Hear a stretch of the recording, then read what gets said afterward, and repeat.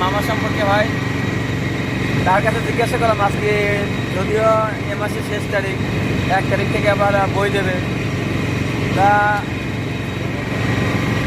বললাম যে আজকে রেজাল্ট দেবার ক্ষেত্রে কী করবেন। বললো যে আজকে রেজাল্ট দিলি চাকরি থাকবে কিনা ঠিক নেই। আমার সাথে সাথে বললাম 1 তারিখে বই যদি না দিতে পারো তখন আমার থাকবেন তো। এই মাছ গঙ্গায় মানে দুদুল্যমান মাঝখানে পড়ে গেছে শিক্ষকেরা, যারা এখনো রেজাল্ট দেয়নি, ঠিক নাই। ওই যে রেজাল্ট দিলি আবার ওই যে রেজাল্ট দিলি আজকে দিলি বিপদ, আবার যদি 1 তারিখে বই না দিতে পারে আরো বিপদ, মানে খুবই জ্বালায় আছে।